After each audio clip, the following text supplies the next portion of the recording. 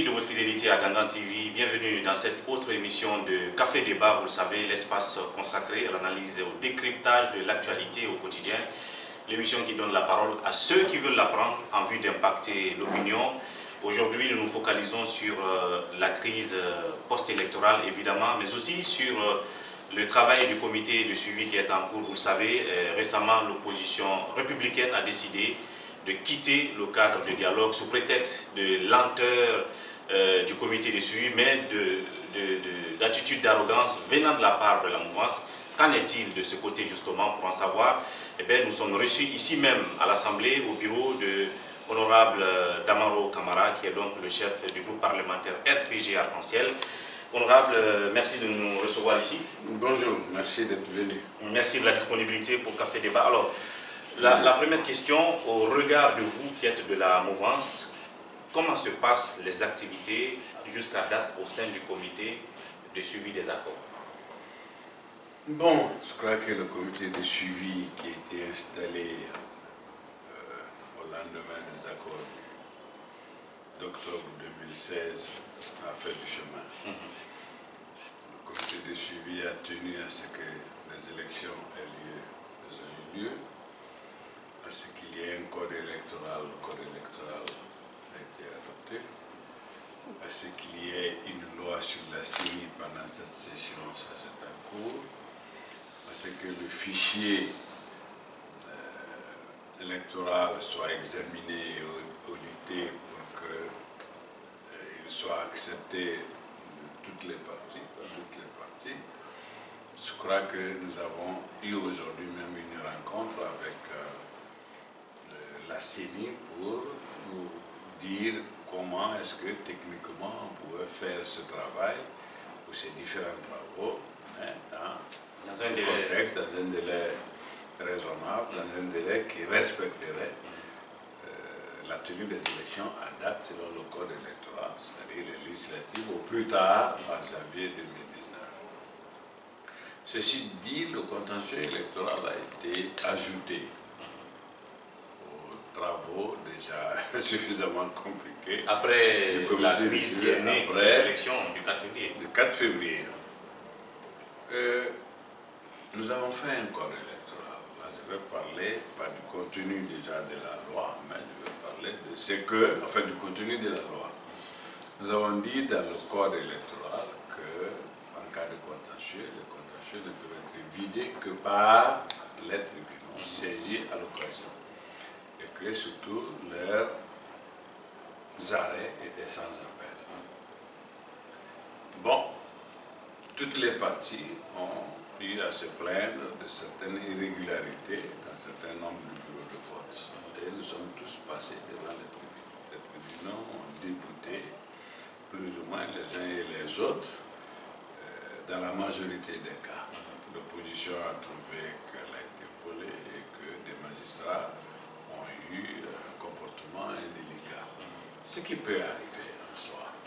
Mais la procédure aussi voudrait que quand un magistrat ne dit pas le droit, il y a le Conseil supérieur de la magistrature où on doit aller se plaindre. Contre ces magistrats qui ont mal fait leur travail. Et il revient au Conseil supérieur de la magistrature de sanctionner et de faire revoir le jugement. L'opposition qui a la perception ou qui a l'habitude de vouloir à la fois la démocratie, mais qui ne croit aucune des institutions démocratiques. Bien. Je crois que toutes les institutions sont à la dévotion de la mouvance, donc tout ce qui provient des institutions républicaines, pour eux, vient du gouvernement, de la mouvance. Donc aujourd'hui, à ce point, le président de la République a reçu le chef de file de l'opposition, il a reçu le président Syria. Si le président de la République avait une solution rapide, acceptable par tout le monde, il n'y a pas celui qui aimerait la paix dans le pays mieux que lui. Mais il a demandé à ce que vous vous retrouviez au sein du comité, que vous trouviez une solution au problème. Justement, lui, il n'en avait pas. C'est pourquoi il a demandé à ce que nous, on réfléchisse. Ça veut dire que nous aussi, on pouvait ne pas en avoir. On n'en avait pas de toute faite. C'est ça la différence. Donc, nous étions dans les démarches pour voir qu'est-ce qui respecterait nos lois, qu'est-ce qui respecterait nos institutions et qu'est-ce qui serait acceptable de toutes les parties. Bon, comme à l'accoutumée, notre opposition, ce qu'elle ne peut pas obtenir à l'Assemblée, ce qu'elle ne peut pas obtenir par la loi, elle va dans la rue, on revient au dialogue et elle veut obtenir ça. J'ai toujours dit, on peut marcher aussi longtemps que l'on veut, les problèmes ne pourraient se régler qu'autour d'une table. C'est quand même compliqué que l'opposition soit toujours dans cette attitude de navette entre la rue et le cadre de dialogue. Comme vous l'avez dit, il a fallu qu'il y ait des manifestations à la suite des élections du 4 février pour que le président rencontre Selou et vous aussi vous disent de régler le problème au sein du comité. Voilà qu'ils ont décidé de quitter. D'abord, les prétextes qu'ils avancent, c'est que la mouvance, vous faites montre d'arrogance. Je ne sais pas, arrogance, qu'est-ce que ça veut dire? Est-ce que vous rejetez toutes les propositions en bloc qui pourraient vous permettre de sortir de crise? Ils ont dit que la proposition de la communauté internationale faite sur la sortie de crise, vous l'avez rejetée. Celle que eux-mêmes de l'opposition ont fait, vous l'avez rejetée et vous voulez qu'on tienne en compte tout simplement ce que vous proposez et qui pourrait même être contre la loi quand vous proposez par exemple qu'on aille vers un autre schéma de délégation spéciale alors qu'on est en train de sortir de ça pour des gens régulièrement élus, maires et conseillers de quartier. Ça ressemble au contraire de ce qu'ils viennent de dire. Ils sont venus pour qu'on leur restitue les voix qui leur ont été volées. Nous leur avons dit, premièrement, comme je viens de le rappeler, voici ce que la loi a dit.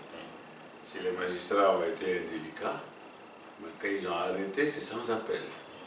Si vous n'êtes pas content de leurs arrêts, vous avez le Conseil supérieur de la magistrature. C'est la première voie légale. Deuxièmement, si des irrégularités dénoncées, qui sont de nature à impacter le résultat global au niveau de la circonscription, la seule solution politique que nous avons proposée, si chacun est si sûr de ses bons droits, on reprend les élections dans cette circonscription.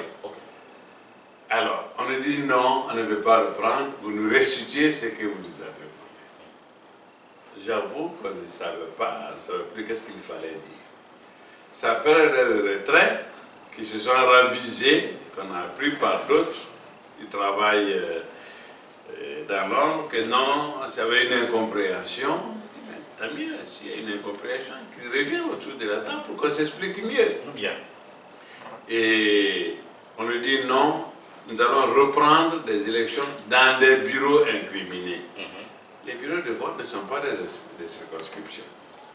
Les quartiers ne sont pas des circonscriptions. Les communes sont des circonscriptions.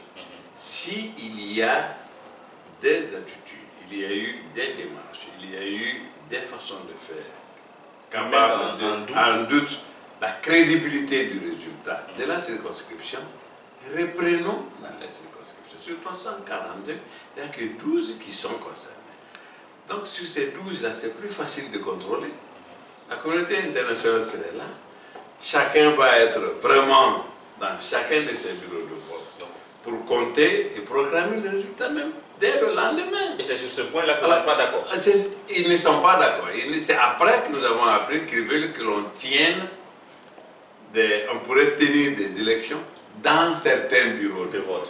Ça ne se passe pas comme ça selon la loi.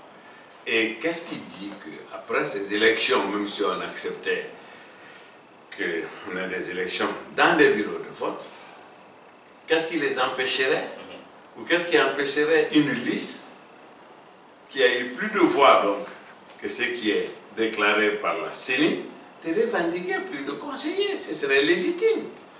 Nous sommes dans la logique de modification des résultats. À ce moment, on serait dans un imbroglio juridique parce qu'un conseiller élu, déclaré par la CENI comme élu, pourrait porter plainte. S'il voit ses voix non, à la baisse, s'il n'est plus conseiller. Mhm. Donc, la meilleure façon, ce serait de trouver une formule pour que l'on dise il y a eu tellement de problèmes dans telle circonscription, reprenons les élections. Si moi je suis tellement sûr de mes électeurs, de mes militants, de leur mobilisation, il n'y a pas de problème. Et nous avons demandé à la CENI. Le facteur temps, Nous avons demandé à la CENI en combien de temps on peut organiser des élections dans cette circonscription. On nous a dit 45 jours au plus, et à moindre coût. On nous rétorque que non, que reprendre les élections, que c'est coûteux. Mais les manifestations sont plus coûteuses que la reprise des élections dans 12 circonscriptions. Nous sommes à ce niveau, nous voulons qu'on reprenne. Bien. Et l'opposition veut qu'on aille chercher des procès-verbaux, qu'on les compare, voilà. qu'on rétablisse. Nous, on n'a pas vocation, nous n'avons pas vocation de faire le travail de la CENI ou de contredire le travail de la CENI. Des tribunaux et de la CENI. Alors, mettons à plat. On doit un peu se féliciter quand même que sur le 342, il y a des problèmes sérieux que j'ai dans 12. Voilà, ce qui fait moins de 7 à 8%. Donc, moi je crois que les élections ont eu toujours des problèmes. La preuve, j'ai donné l'exemple des États-Unis qui fait des votes depuis 240 ans. 242 ans précisément, mais il y a 240 en 2016 qu'il y a eu des élections présidentielles aux États-Unis et croyez-moi qu'aujourd'hui il y a un procureur fédéral qui est désigné par le Congrès pour pouvoir enquêter sur la régularité de ces élections. Notamment après l'élection de Trump. Voilà. Alors, ce que nous ne comprenons pas, c'est que, en tout cas ce que les observateurs ne comprennent plus, c'est quelle sera l'alternative fiable et viable pour qu'on sorte de cette crise finalement. Parce que, comme vous l'avez dit tout à l'heure, vous n'avez pas vocation, c'est-à-dire le comité, de mettre en cause ce que les juridictions ont déjà dit et ce que la CENI a proclamé comme résultat. Le président, vous l'avez dit aussi, n'a pas de solution magique. À l'état où nous sommes aujourd'hui, ils sont en train de planifier des manifestations et on risque qu'il y ait un glissement de calendrier pour les élections législatives de 2018. Alors vous pensez que si ce n'est que de reprendre les élections dans ces 12 circonscriptions, il n'y a pas autre moyen, il n'y a pas d'autre conciliabule politique que vous pouvez faire entre vous, sans pour autant toucher la loi? Non, qu'est-ce qu'on s'est dit? On est parti, on parle souvent de propositions, de pistes de sortie proposées par la communauté internationale. La communauté internationale a bien précisé, ce ne sont que des propositions, mais si elles doivent aller à l'encontre du respect de la loi, non. D'accord. Deuxièmement, si je suis dans mon bon droit et que je renonce volontairement à mes droits, je ne viole pas la loi. Finalement, la société civile nous a même proposé, écoutez, le problème, c'est les exécutifs des communes.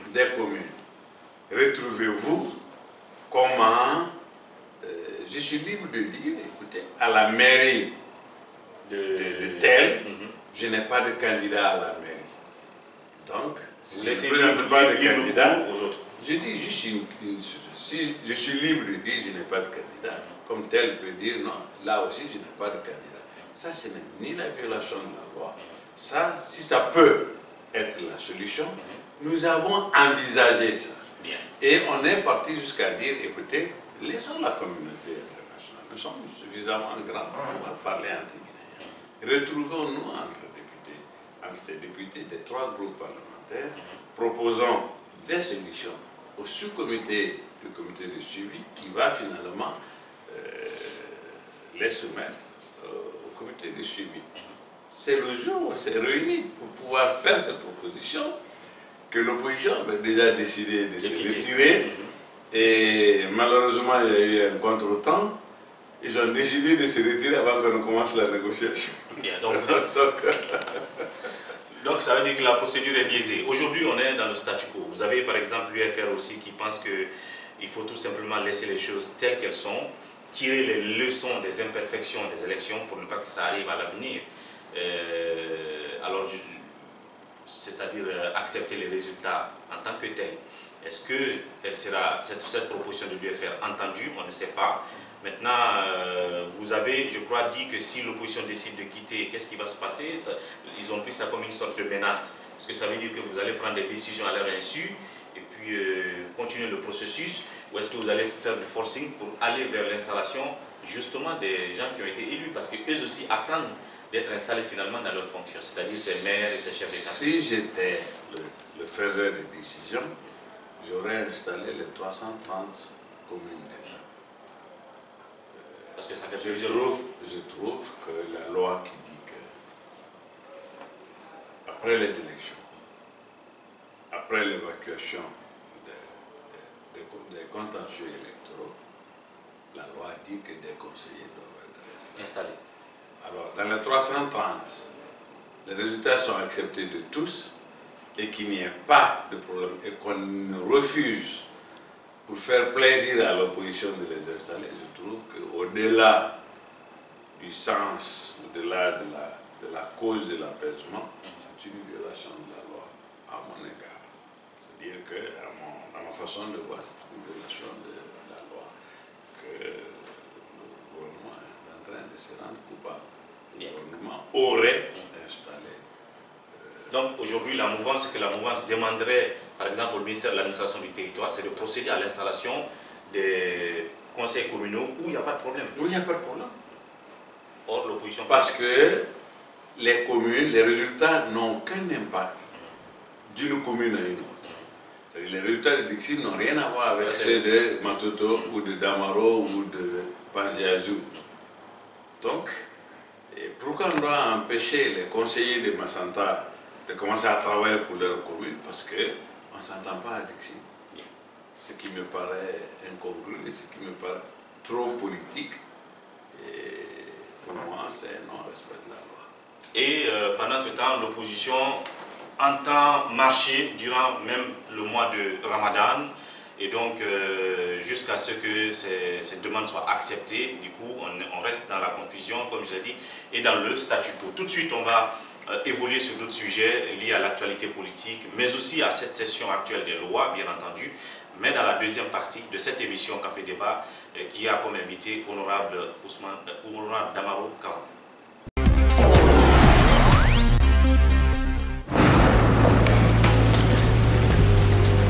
Il existe des choses qui nous donnent la force et l'audace d'aller au-delà de notre imagination. Le thé Akbar. Le thé Akbar est fabriqué en utilisant uniquement les feuilles soigneusement sélectionnées en provenance de Ceylon. La qualité du thé Akbar a été évaluée selon les normes les plus strictes par des experts en dégustation qui se sont appuyés sur près d'un siècle d'expertise dans ce domaine. Premier producteur de thé, vous pouvez faire confiance à la famille Akbar pour vous garantir votre santé. Seule la meilleure tasse de thé peut vous procurer de la fraîcheur. Thé Akbar, le leader mondial.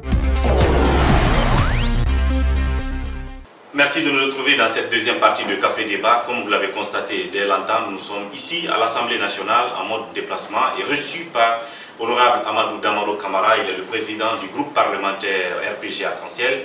Avec lui, nous parlions dans cette première partie de la crise actuellement qui s'annonce sur l'échiquier politique, la décision de l'opposition de se retirer du cadre de dialogue et de planifier des manifestations à venir. Ça a déjà commencé par une journée ville morte et des manifestations en vue durant même ce mois de Ramadan qui se pointe pour demain. Alors, quelle solution? Vous avez écouté, honorable. On va terminer là-dessus avant de parler de la session des lois qui est en cours actuellement.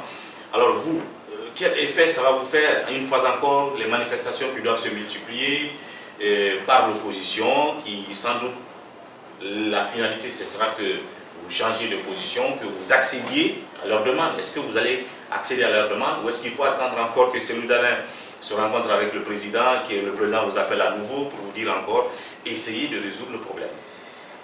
Écoutez, je crois que ça a été toujours la stratégie de l'opposition. Je dois avouer que ça a réussi. Ils menacent, on cède, ils remenacent, on cède.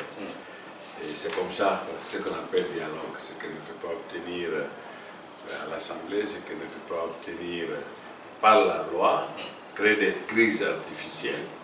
Le pouvoir recule, va au dialogue, elle obtient ce qu'elle veut, et elle rebelote chaque fois qu'elle veut obtenir des choses. Finalement, on n'a ni paix, ni stabilité, ni respect de la loi. À un moment donné, l'exécutif doit pouvoir prendre des décisions et faire savoir qu'il existe un État et que le président de la République n'a pas fait un coup d'État pour être à cette place. Il a été élu à peu près 60% par des Guinéens. Et cela doit être respecté. Donc vous, de la mouvance, vous ne changerez pas du tout? Non, ce n'est pas un problème parce qu'on ne changerait pas de tout. Mais c'est une menace, moi personnellement, ne me font ni ralentir ni accélérer le rythme. Je réfléchis si on peut trouver les meilleures voies pour ne pas que des Guinéens meurent encore pour 2 ou 3 conseillers en plus, pour ne pas que des Guinéens perdent des biens. Ça, je suis volontiers à le faire. Mais si ça doit amener à la disparition de l'État, je rentre en politique avec le sens de l'histoire. Je ne m'associerai pas personnellement à de telles démarches. Pendant ce temps, qu'est-ce qui va se passer au sein du comité de suivi? Une partie n'est pas là, je veux dire un camp n'est plus là. En tout cas, a suspendu sa participation. Il y a d'autres points sur lesquels il faut débattre. Par exemple, l'audit du fichier, la CENI, pour qu'on aille aux élections législatives. Est-ce que les activités vont continuer ou est-ce que vous allez arrêter en attendant que... Je crois qu'il a manqué à l'opposition de préciser de quoi elle s'est retirée. Elle a dit qu'elle s'est retirée du comité de suivi. Mais aujourd'hui, nous avons rencontré la CENI. Leur représentant était là? Les députés, mais bien sûr, les députés de l'opposition, de la mouvance, de l'UFR, élargis aux membres du comité de suivi pour demander à la CENI qu'est-ce qui peut être fait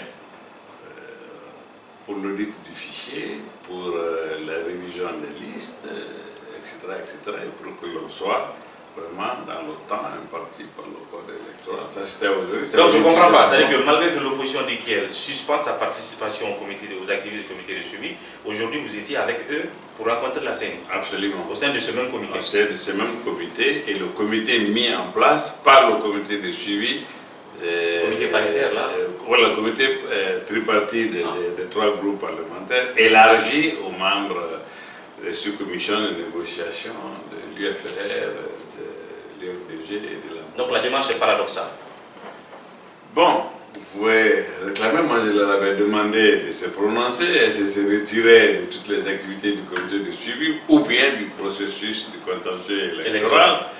La précision, je l'ai eue aujourd'hui parce que j'étais là pour qu'on continue de travailler. Le lundi, nous devons valider la proposition faite par la CENI, mais dès demain déjà, nous devons faire un chronogramme à l'interne pour travailler sur la loi sur la CENI.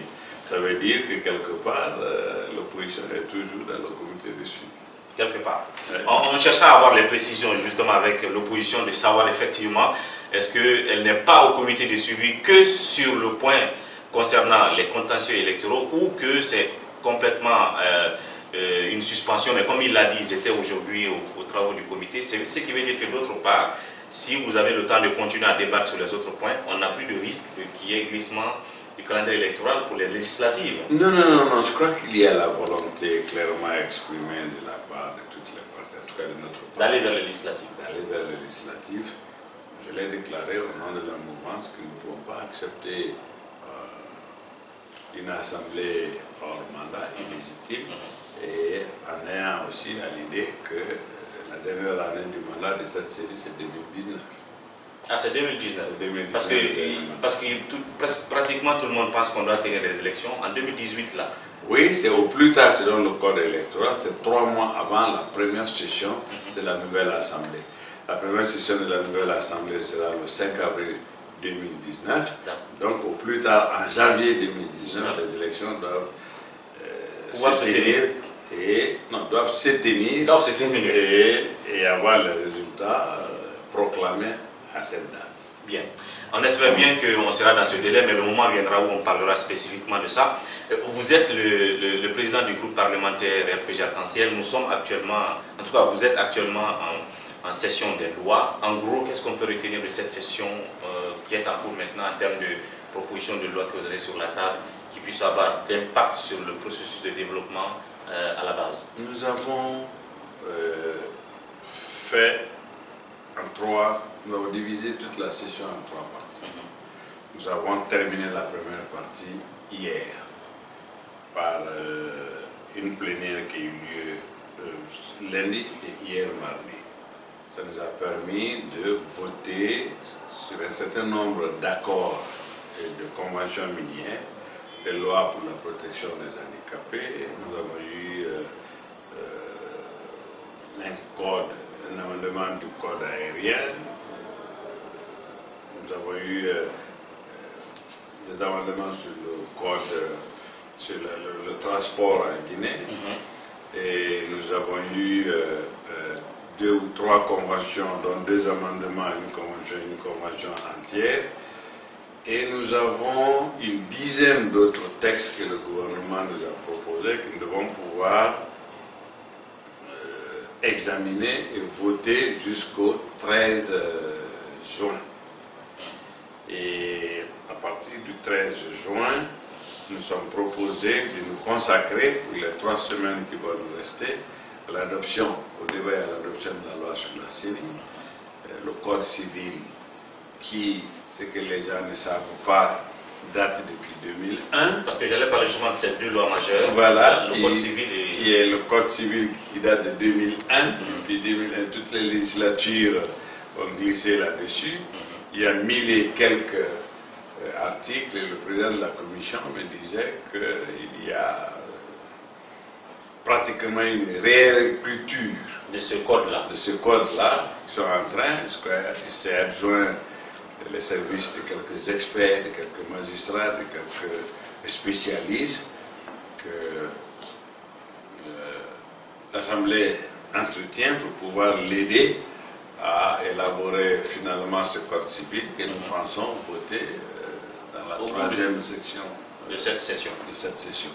Et la loi sur la CENI, on a appris que, parce que l'opposition se plaignait au moment qu'elle avait fait une proposition de loi sur la CENI, que le bureau de l'Assemblée avait refusé de l'intégrer, mais après, et ça c'était avec Honorable David qui nous disait que vous avez décidé de mettre en place finalement une sorte d'équipe mixte de l'opposition, de la mouvance et de l'UFR pour faire une proposition commune de loi sur la CENI. Est-ce que vous êtes en cours? C'est ce que nous sommes en train de faire, c'est cette réunion que nous avons aujourd'hui, que nous allons avoir demain et qui a déjà débattu aussi de ce sujet aujourd'hui à la réunion du bureau de l'Assemblée.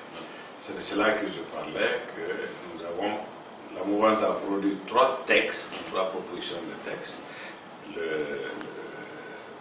L'opposition républicaine a réintroduit, ou en tout cas a considéré sa proposition de loi, que moi je considère caduque et qui serait morte, mais les textes sont là. Pour le moment, je crois que tout le monde est convenu que nous avons 4 textes.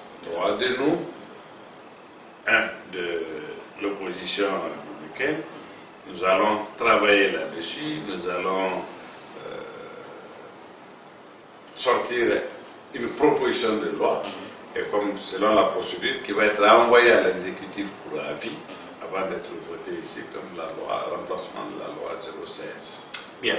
Et pour terminer, dernière question, c'est une question de curiosité, parce que vous êtes parlementaire. J'allais dire 2, c'est l'affaire Bolloré par exemple. Quand la nouvelle est tombée, chacun en a fait son commentaire de part et d'autre. Mais il y en a qui ont dit que ce serait nécessaire pour des députés de la République, qu'ils soient de l'opposition ou de la mouvance, de leur propre chef d'initier une sorte d'enquête parlementaire pour faire la lumière sur une affaire pareille. Oui, mais on a souvent un esprit de néocolonisé. Donc ça vient de la France, on se sent concerné. Mais c'est la justice française qui porte plainte contre un citoyen français. En quoi l'Assemblée nationale... La Guinée est citée, le port guinéen est cité. Oui, mais en quoi... L'économie guinéenne... En quoi, non. C'est à nous de nous plaindre, l'économie guinéenne. En 2010, je connaissais le port de Conakry. Aujourd'hui, je connais aussi le port de Conakry. Pour moi, le port de Conakry a évolué en volume de traitement des marchandises, a évolué en termes d'extension des quais, a évolué en termes de capacité de production et en termes de rentabilité du port, qui était l'un des plus chers de la sous-région, mais qui est devenu aujourd'hui suffisamment compétitif. C'est ce qui m'importe. Je n'ai aucune chance que parce que je suis allé éventuellement corrompre un Français et que la justice guinéenne me poursuive et que l'Assemblée nationale française se réunisse autour de ça. Il n'y a pas de nécessité pour vous. C'est une affaire franco-française et ça ne regarde que la France, ça ne regarde pas du tout, il n'y aura pas de commission en la matière. Voilà. Et le président, malgré, le président était d'accord, était d'avis qu'il y ait une commission d'enquête, évidemment. Mais comme c'est la séparation du pouvoir, nous ici on trouve que c'est pas la peine. Nous ne sommes pas en tout cas, les appendices de la France. En tout cas, les députés de l'opposition pensent qu'eux, ils vont entamer une démarche pareille. Oui, mais bon, on va dire encore que j'anticipe. Pour qu'il y ait, il faut un vote sur une résolution. Tout à fait. Voilà. On ne vote pas une loi contre la majorité. Bien. Et l'autre question, c'était, vous êtes parlementaire, député, et les lois passent chez vous pour que vous les décortiquiez afin de les valider. Une récente mission du FMI qui était venue évaluer nos capacités de gouvernance économique disait en conclusion que l'État guinéen dépense plus que ce qu'il rentabilise ou qu'il encaisse en termes de recettes. Et devant vous, que les propositions de budget passent, que les projets de loi passent, qu'est-ce que ça vous fait comme effet quand vous observez que nos gouvernants dépensent plus que ce que nous recevons? Oui, nous sommes un pays pauvre, nous sommes un pays, pour mieux dire, en développement, mais un pays sous-développé. Nous avons plus de besoins que de moyens. C'est ça la réalité. Ce n'est même pas le déficit, mais absolument le déficit. Nous n'avons pas de ressources particulières. Nous avons des besoins, mais nous n'avons pas les moyens de faire face à tous nos besoins. Donc c'est ce qui explique le déficit budgétaire. Et dans chaque loi des finances, il est toujours demandé au ministre en charge de l'économie, des finances et du budget de rechercher le financement pour faire le cas. C'est-à-dire tout simplement que nos besoins sont au-delà. Le financement, les besoins de financement de nos besoins sont au-delà des ressources que nous avons. Ensuite, même quand on programme d'avoir un budget, c'est un plan, c'est une prévision. C'est une prévision. Si pour une raison ou pour une autre on est dans la rue, on n'a pas la chance d'avoir toutes les recettes prévues. Si pour une raison ou pour une autre des investisseurs ne viennent pas, nos prévisions en recettes ne sont pas atteintes. Donc pour vous, ce n'était pas une sorte de contre-performance? Non, ce n'est pas la gestion économique. Tous les pays en développement qui ne sont pas pétroliers, qui peuvent avoir des excédents, ont des budgets déficitaires. Bien. Le déficit est plutôt exprimé en certain pourcentage du PIB pour dire que ce pays est plus ou moins performant que les autres. Sinon, nous avons tous des budgets déficitaires. Et donc, en la matière, il n'y a pas feu au lac. Non. Merci donc, honorable, de nous avoir reçus ici. Merci beaucoup. Merci d'être venu surtout faire le déplacement. Je me suis de n'être pas allé voir notre studio. Ça sera la prochaine fois. Voilà. Merci beaucoup. À très bientôt. Voilà, à vous, merci de votre attention et à très bientôt pour un autre numéro de Café Débat. D'ici là, prenez soin de vous et au revoir.